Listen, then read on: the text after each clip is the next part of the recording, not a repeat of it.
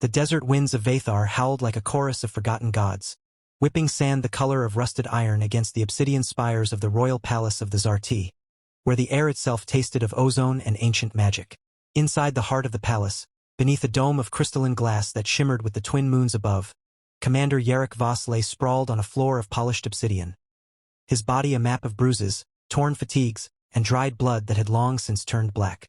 5 knives, each forged from the bone of a dead star beast and etched with the sigils of Zarti death priests, were still clutched in his right hand, their blades dull with grime and his sweat, their hilts worn smooth from his grip. He hadn't meant to take them. Not really. He'd only been trying to save the child.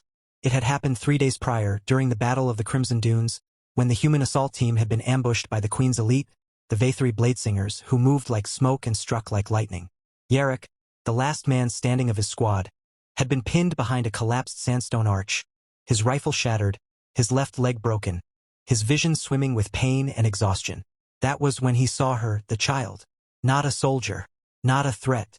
A small, trembling figure with skin the deep violet of twilight over a glacier, hair like spun moonlight cascading past her shoulders, eyes wide with terror, crouched beneath the shattered remains of a ceremonial fountain.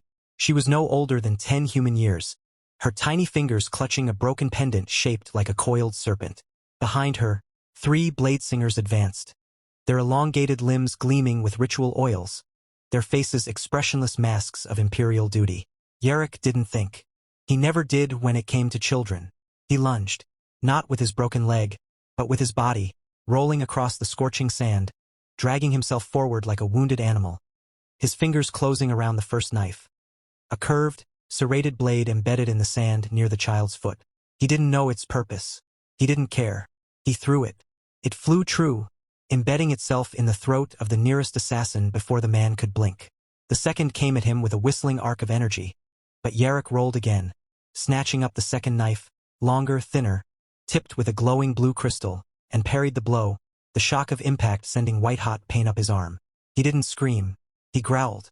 He kicked out with his good leg, catching the third assassin in the knee, then rose to his feet with a roar, gripping the third knife in his left hand, the fourth in his teeth, the fifth he'd yanked from the dead assassin's belt as he fell. The child didn't run. She stared at him wide-eyed, as if he were some myth-given flesh.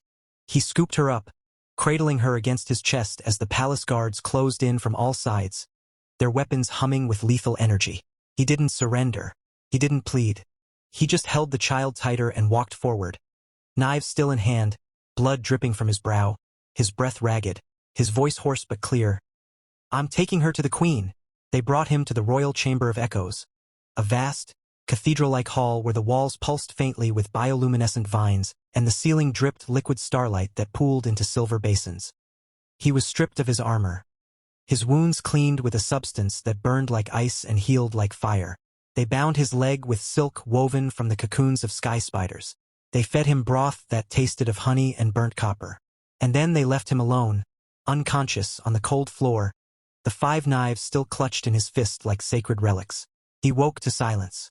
Not the silence of emptiness, but the silence of awe.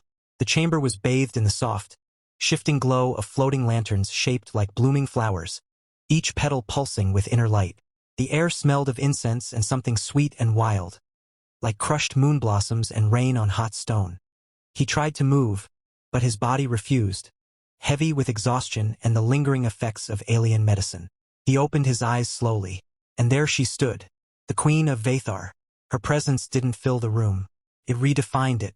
She was tall, taller than any human, her form slender and regal, her skin a deep luminous purple that seemed to drink the light and then release it in slow rhythmic waves. Her hair, long and flowing as a river of liquid silver, cascaded down her back and pooled around her feet like a living halo. Her eyes, large, almond-shaped, and the color of molten gold, held no anger, no cruelty, no imperial coldness. Only a quiet, terrifying depth, as if she had witnessed the birth of stars and the death of civilizations and still found beauty in both.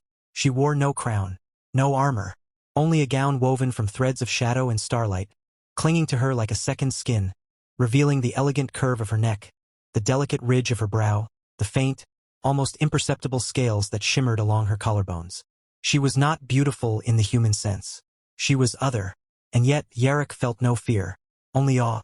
Behind her, standing like statues carved from obsidian and bone, were 6 of the queen's personal guard, the Vaetheri revenants. Their armor was black as the void between galaxies, etched with glowing runes that shifted and whispered when they moved. Their faces were hidden behind masks of polished silver, but Yarrick could feel their attention. Cold, calculating, lethal. The queen did not speak for a long time. She simply looked at him, and then slowly she knelt. Not bowed, not knelt in submission. She knelt in reverence. Her silver hair brushed the floor as she lowered herself until her eyes were level with his. One long, slender finger reached out, not to touch him, but to hover just above the 5 knives still clenched in his fist. Her expression didn't change, but her voice, when it came, was like wind through crystal chimes, layered with echoes of 1,000 voices, yet tender as a lullaby. "You took 5 blades," she said, "to save one child who was not yours.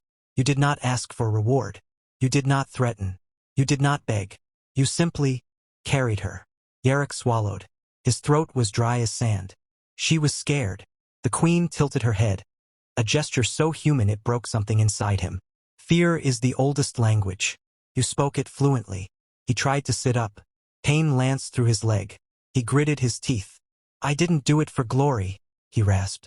"I did it because if I didn't, I'd have spent the rest of my life wondering if I could have." The queen smiled. It was the first time he'd seen it, and it was like the desert sunrise breaking over the dunes after a century of night. "You are not like the others," she murmured. "The humans who come here come with guns and treaties and demands. You came with knives and a child." Yarrick coughed, a dry, wet sound. "Guess I'm not very good at diplomacy." "You are excellent at humanity," she replied. She rose then, graceful as a dancer, and turned to the revenants. "Release him from the chains of suspicion. Bring the healer singers, and summon the princess."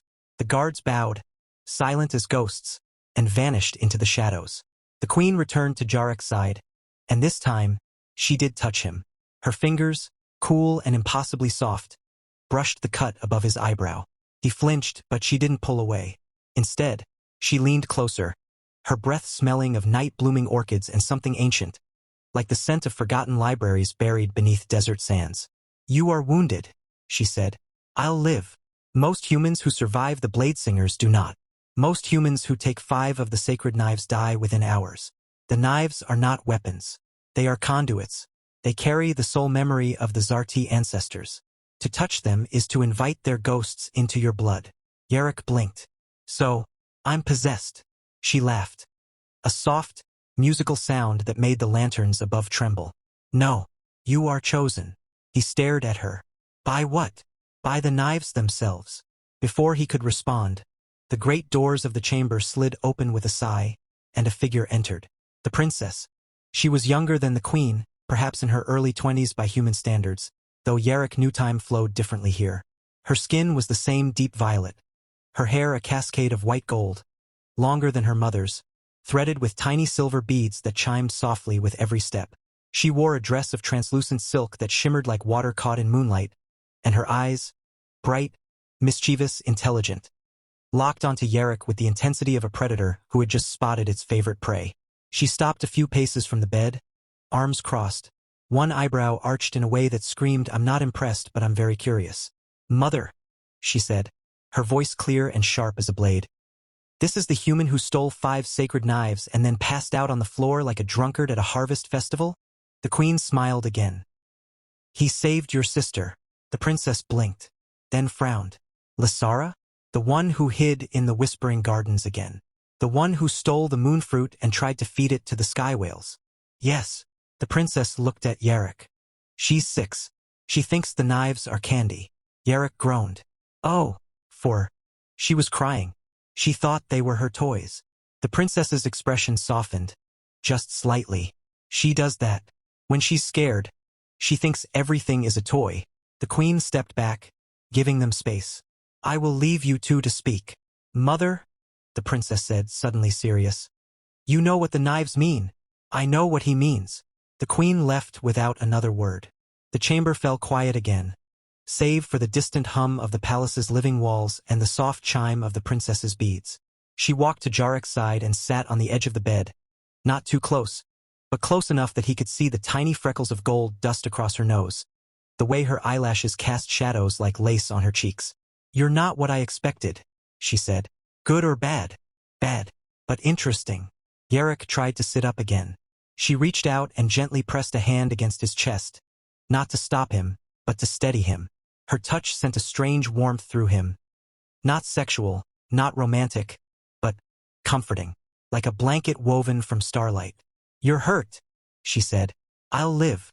She nodded, as if that were the only answer that mattered. "They told me you took the knives to protect Lysara, that you fought 3 blade singers with nothing but your hands and 5 blades you didn't even understand. I didn't know they were sacred." "I know." She leaned back, studying him. "You don't even know who I am, do you?" "You're the princess." She smirked. "Princess Lysara Vathar, heir to the obsidian throne, keeper of the silent stars, and the only being in the galaxy who can make a sandstorm cry." Yarrick stared. "You're Lysara?" She grinned. "No, I'm her older sister. Lysara's the one who hides in the gardens. I'm the one who finds her." Yarrick exhaled, a shaky breath. "So, you're not the one I saved." "No, but you saved her. And that's enough." They sat in silence for a while. The lanterns above flickered, casting dancing shadows across the princess's face. "You're strange," she said finally. "So I've been told. You're not afraid of me." "I'm terrified of you." She laughed again. "Good. You should be." She reached into the folds of her dress and pulled out a small, glowing object. A tiny sphere of liquid silver, swirling with constellations. "This is a star soul. It holds the memory of a dying star. My mother gave it to me when I turned 16. It's the most valuable thing I own." Yarrick raised an eyebrow. "You're giving it to me?" "No, I'm asking you to keep it." He blinked. "Why?" "Because you're the first human who didn't try to kill me, or steal from me, or bargain with me. You just saved my sister. And you didn't even know why you did it." She placed the star soul gently in his palm. It warmed instantly, pulsing softly against his skin. "It's yours now," she said. He looked down at it. "I can't take this." "You can't refuse it. I don't even know what it does." "It remembers," she said simply. "It remembers who you are when you forget. It remembers the moments that matter. And right now, Yarrick Voss, you matter." He stared at her. "You know my name. I know everything about you. Your squad, your last mission, your mother's name, the name of the dog you had when you were 7. The fact that you cry when you watch old Earth films about soldiers coming home." He swallowed. "How? I have spies. And I have memory keepers. And I have a heart." He looked away. "I'm just a soldier. You're a man who carried a child through a battlefield with 5 knives in his hands and no plan." He didn't answer. She leaned closer, her voice dropping to a whisper. "I've never met anyone like you." He looked at her then, really looked. Not at her alien beauty, not at her power, not at the fact that she was royalty and he was a broken human with a broken leg. He looked at her eyes, those golden, knowing, impossibly alive eyes, and saw something there he hadn't seen in years. Hope. Not the kind that came with victory. The kind that came after the war. "I don't belong here," he said quietly. "No," she agreed. "But maybe you were meant to be here." He didn't know what to say. She reached out, slowly, and brushed a strand of sweat-damp hair from his forehead. Her fingers lingered. "I want you to stay," she whispered. He froze. "I'm not asking as a princess," she said. "I'm asking as a girl who has spent her whole life surrounded by people who want something from her.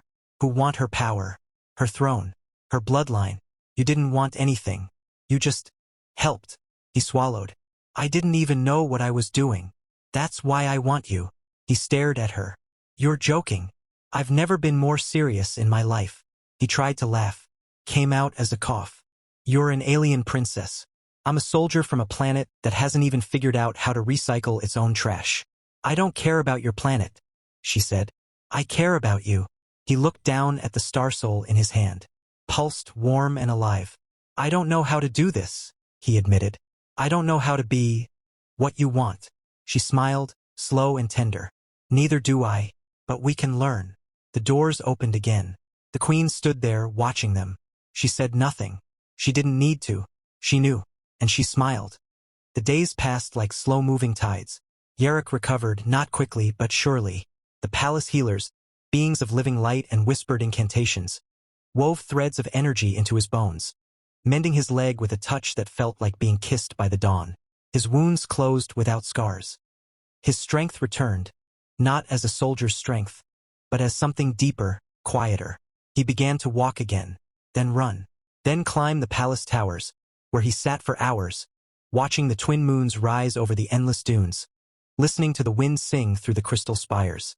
Lasara was always there, not as a princess, not as a daughter, just as herself. She brought him food that tasted like crushed berries and lightning. She taught him how to play the sky harp, an instrument made of hollowed bone and star wire that played music only when touched by someone who truly listened. She laughed when he dropped it the first time. She cried when he played a song he remembered from his childhood, his mother's lullaby, and the harp answered him with a melody that had never existed before. She told him stories of her world, the wars that had shaped the Zarti, the ancient pact with the star beasts, the time she once rode a sand serpent through the heart of the whispering dunes just to prove she could. He told her about Earth, the smell of rain on asphalt, the taste of coffee that wasn't synthesized, the way his little sister used to hide his socks so he'd have to wear mismatched ones to school. They talked until the moon set. They slept in the same chamber, not together but close. She on a bed of woven vines, he on a cot of living moss that adjusted to his body. They never touched, not once, but the air between them hummed. The queen never interfered. She watched, she listened, and when Yarrick finally stood before her in the royal hall, fully healed, dressed in simple robes of silver and violet woven by the palace artisans, she said only one thing. "You have 7 days." He looked at her. 7 days for what? To decide. To decide what? Whether you will stay. And if I don't? She turned, her silver hair swirling like liquid night. Then I will send you home. With the knives. With the star soul. And with the memory of my daughter's heart. Yarrick didn't answer. He walked to the balcony. Lasara was already there, leaning against the railing, watching the dunes glow beneath the rising sun. "You heard?" he asked. She didn't turn. "I've known since the first night you held her." He stepped beside her. "I don't know if I can do this." "Do what?" "Be what you want." She turned then, her golden eyes meeting his. "I don't want you to be anything," she said softly. "I just want you to be you." He looked at her. The way the sunlight caught the gold dust in her hair, the way her lips parted slightly when she breathed, the way her fingers twitched, as if she wanted to reach for him but didn't dare. "I'm scared," he admitted. She smiled. "Me too." He reached out, slowly, trembling, and took her hand. She didn't pull away. She laced her fingers through his, and for the first time in his life, Yarrick Voss felt like he belonged somewhere. The 7th day came with a storm, not of wind or sand, but of politics. The High Council of the Zarti had convened. The elders, ancient, robed beings with eyes like dying embers, demanded answers. A human, they argued, could not be allowed to remain. He had touched the sacred knives. He had been granted the star soul. He had been seen holding the princess's hand. These were not mere acts. They were omens, portents. The ancient text spoke of a human who would bind the bloodline of the Zarti to the stars. A union that would either save them or doom them. The queen sat upon her throne of living crystal, her expression unreadable. Lasara stood before her, barefoot, dressed in the ceremonial robes of the air, the ones woven from the silk of the sky spiders and threaded with strands of captured starlight. Her hair was braided with silver ribbons. Her eyes burned. "You will not send him away," she said. The eldest elder, a being whose skin was cracked with millennia of time, spoke in a voice like grinding stone. "The child is not his. The knives are not his. The star soul is not his. He is a weapon, a mistake, a breach in the sanctity of our blood." Lasara stepped forward. "He is the only one who ever looked at me and saw me, not the heir, not the future queen, not the vessel for your legacy. Just me." The elders murmured. The queen remained silent. Yarrick stood at the back of the chamber, dressed in his human fatigues, clean, repaired, but unmistakably his own. He didn't speak. He didn't need to. He walked forward, one step, then another, until he stood beside Lasara. He looked at the elders, at the queen, at the guards, at the thousands of Zarti watching from the balconies. Their faces filled with fear, with awe, with wonder. He took a deep breath and spoke. "I didn't come here to save your people," he said, his voice steady, clear, carrying through the silent hall. I didn't come here to marry your daughter. I didn't even come here to live. He paused. The entire palace held its breath. I came here because I was broken, and she didn't see me as broken. She saw me as me. He turned to Lysara. And I didn't realize it until now. But I've never met anyone who made me feel like I was whole. Lysara's eyes filled with tears. He reached into his pocket and pulled out the 5 knives. He laid them gently on the floor between them. Then he dropped to one knee. Not in submission. Not in worship. In love. I don't know if I'm the one your prophecies speak of, he said. I don't know if I can protect your world. I don't know if I can be the father your people need. He looked up at her, his voice breaking. But I know I want to be the man who holds your hand when the stars go dark. Silence. Then, a single tear fell from Lysara's eye. It landed on the floor. And where it touched, a single bloom of silver light erupted. Tiny, glowing, perfect. The elders gasped. The queen stood. And for the first time in 300 years, the sacred bloom of the star soul, said to appear only when true love touched the bloodline of the Zarti, blossomed beneath the feet of the princess. The eldest elder fell to his knees. The entire chamber followed. Even the revenants bowed. Lysara dropped to her knees before him, her hands trembling as she reached for his face. I don't need a prophecy, she whispered. She kissed him, and the palace trembled. The ceremony was not grand. It was quiet. It was sacred. It was theirs. They stood beneath the central dome, where the starlight dripped like liquid glass onto the floor, forming a pool that reflected not their faces, but their souls. The queen placed the 5 knives into Jarek's hands. They are no longer weapons, she said. They are bonds. Each one holds the memory of a Zarti ancestor who chose love over duty. You carry them now. Lysara placed the star soul into his palm. And this, she said, is your heart. Now it beats with mine. They did not exchange rings. They exchanged breath. They did not speak vows. They shared silence. And when the final chime of the sky harp echoed through the palace, the twin moons aligned above them, casting a single beam of light that wrapped around them like a cloak. Yarek Voss, human soldier, son of Earth, became the first human of the Zarti. Lysara Vathar, heir to the obsidian throne, became his wife. And in the quiet hours that followed, as the palace slept beneath the stars, they walked together through the whispering gardens, hand in hand, the 5 knives glowing softly at their sides, the star soul pulsing warm against Jarek's chest. And for the first time in his life, he didn't dream of home. He dreamed of tomorrow. And tomorrow he would wake beside her. And tomorrow he would learn to love a world that didn't need saving, because it had already been saved. By a soldier who didn't know how to stop being kind. And a princess who didn't know how to stop believing in him. The peace did not last. 3 moons later, barely enough time for the silver bloom beneath the dome to fully unfurl its petals. A tremor ran through the palace. Not of earth or stone, but of silence. The bioluminescent vines along the walls dimmed. The sky harp refused to sing. Even the twin moons hung crooked in the sky, their light sickly yellow instead of cool silver. Whispers slithered through the corridors. The veil was thinning. The void between stars had begun to seep into Vathari space. Yarek felt it first in his bones. The 5 knives, now kept in a case of woven moonsilk beside their sleeping chamber, hummed in the night, not with memory, but with warning. Lysara woke gasping one evening, her golden eyes wide with terror, clutching her chest as if something had torn through her soul. They're coming, she whispered, from beyond the echo wall. The echo wall was not a physical barrier. It was the last remnant of the Zarti's ancient war against the null, the formless, hungering void that consumed civilizations not with armies, but with forgetting. The null did not kill. It unmade. It erased names, histories, love. And its servants, the Whisper Eaters, had returned, drawn by the surge of emotional energy from Yarek and Lysara's union. Their bond, so pure, so human, so alive, was a beacon in the dark. The queen convened the Circle of 13 at midnight beneath the dying vines.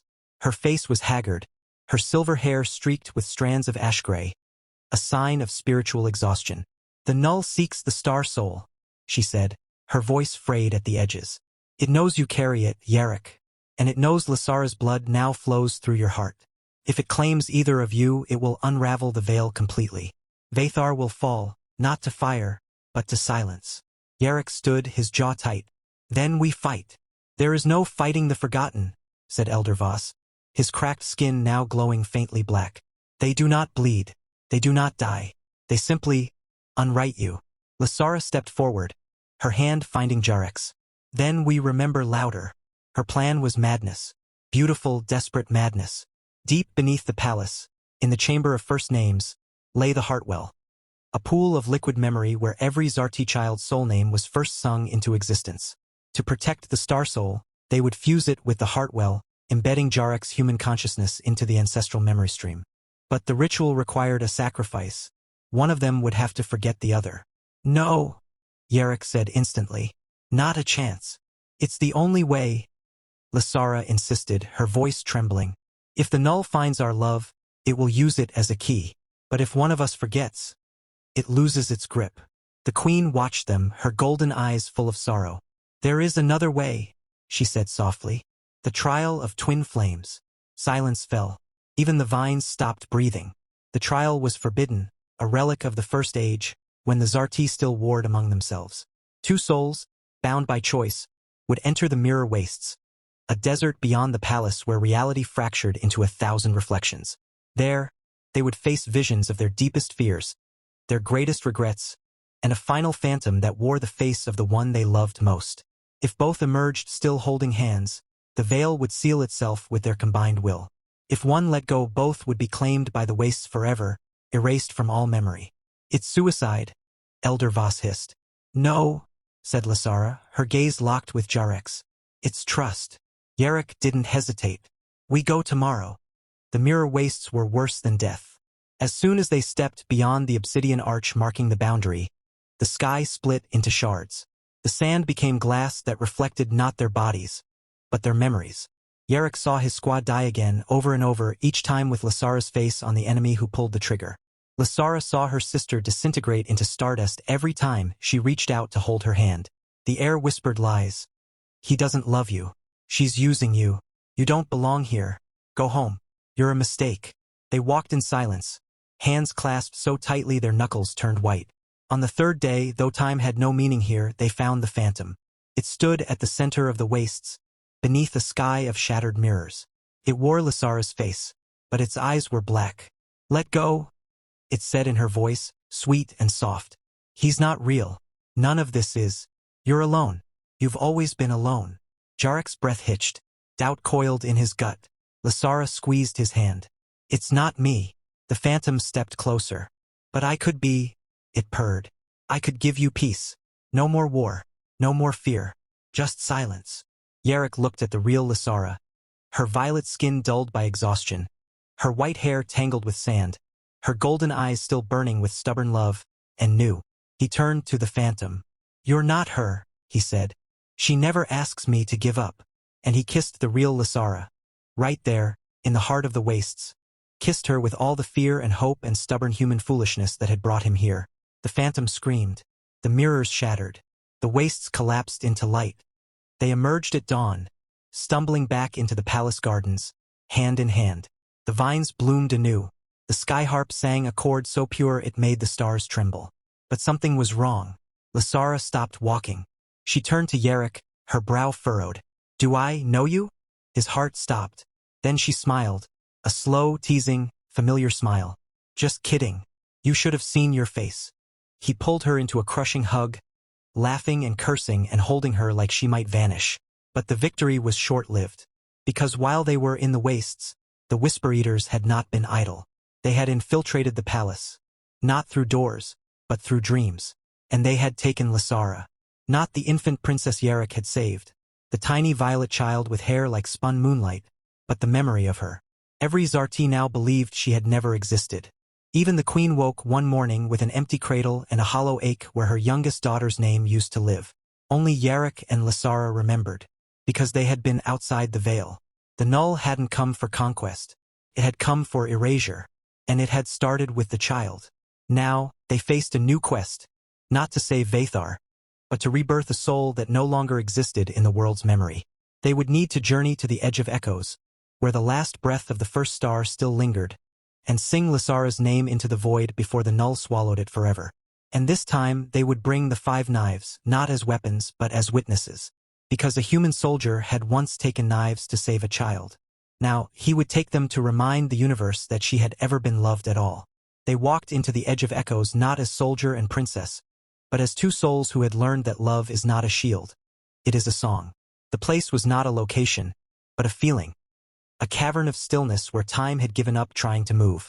The air hung thick with the ghosts of forgotten lullabies, the sighs of extinct stars, the last whispers of beings who had once been, and now were not. The ground beneath their feet shimmered like frozen breath, and above them, suspended in infinite dark, floated 1,000 fractured mirrors, each one holding the fading echo of a life erased. Lysara's name was there, not written, not spoken, but felt. A single, trembling note in the silence, like a candle flame refusing to die. Yarrick held the 5 knives in his hands, their surfaces now glowing with the warmth of memories they had absorbed. The laughter of a child hiding in gardens, the quiet strength of a mother who knelt in reverence. The first time Lysara had laughed so hard she cried. They were no longer weapons of death. They were vessels of remembrance. Lysara stood before the largest mirror, the one that shimmered with the faintest outline of a small purple figure, barely visible. A child with white hair, clutching a broken serpent pendant. She closed her eyes, and she sang. Not in the language of the Zarti, not in the tongue of the stars. She sang the lullaby Yarrick had hummed to her on the night he first healed beside her. The one he'd learned from his mother, the one he'd whispered into her ear when she cried after nightmares of the void. Her voice was soft at first, fragile, untrained, but the knives responded. One by one, they lifted from Yarrick's hands, hovering in the air like living things. Each blade pulsed with a memory. The sandstorm where he'd dragged himself forward to save a child. The palace hall where he'd knelt without asking for anything. The moment Lysara had placed the star soul in his palm.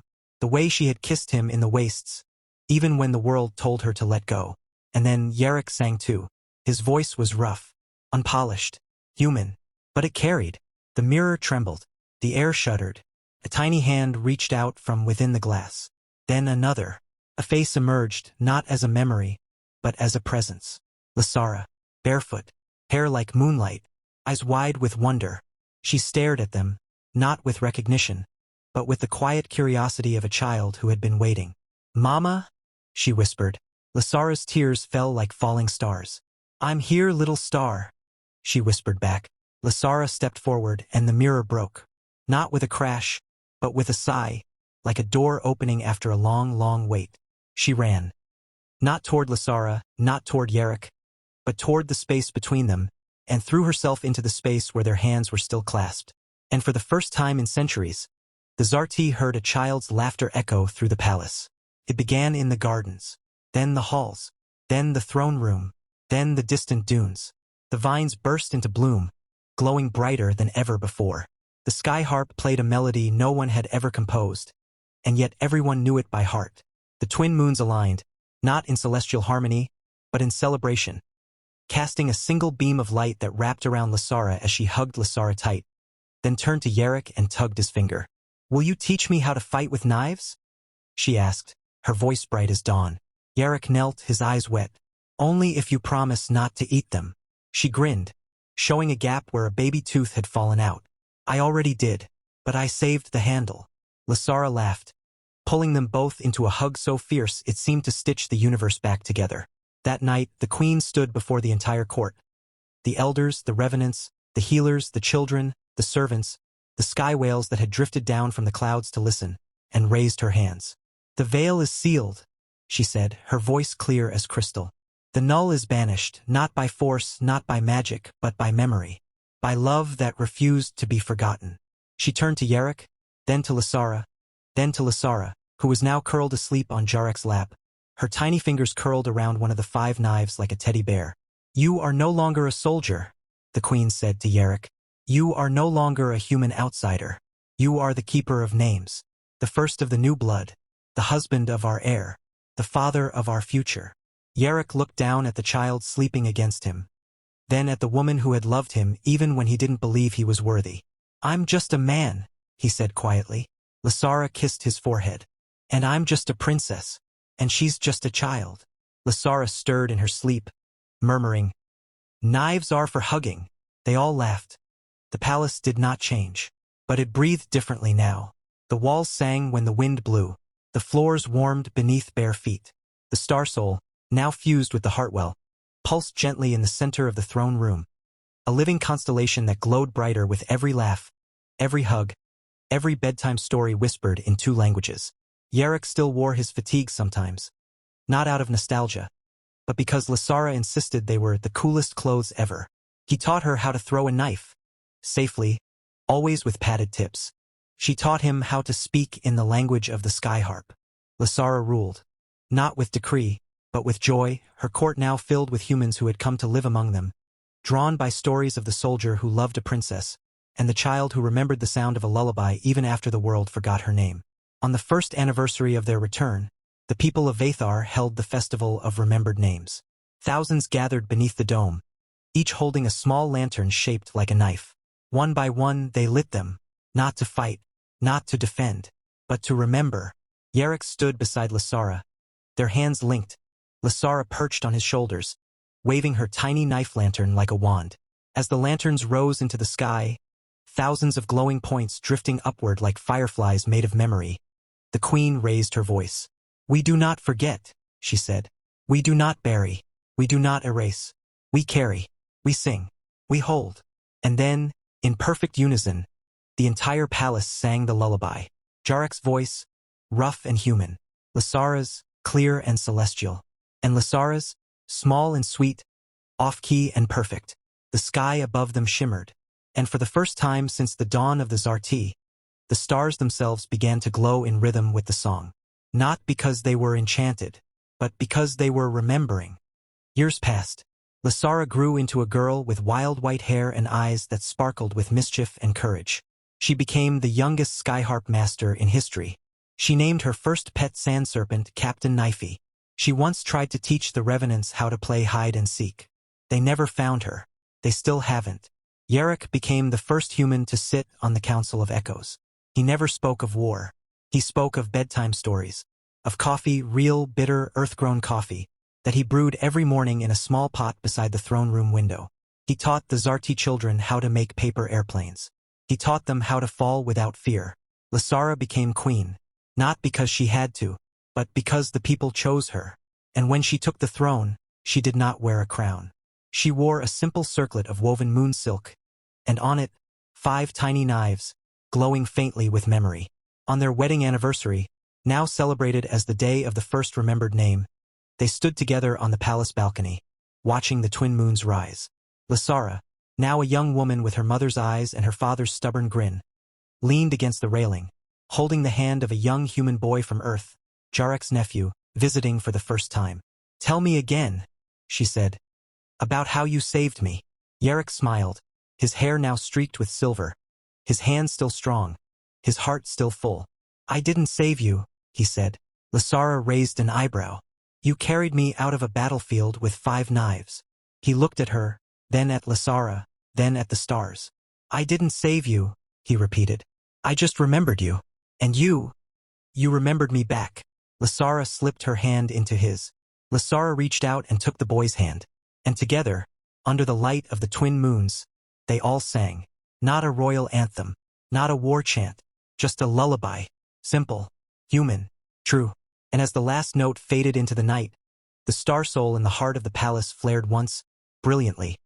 And for the first time in 1,000 years, a new star bloomed in the sky above Vathar. It was named, in both human and Zarti tongues, the star that remembered love. And it never dimmed. They lived, they loved, they remembered. And every night, when the wind blew just right, you could still hear it.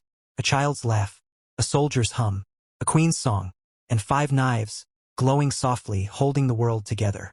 Not by force, not by magic, but because someone somewhere had chosen to care. And that, more than any throne, any blade, any star, was enough.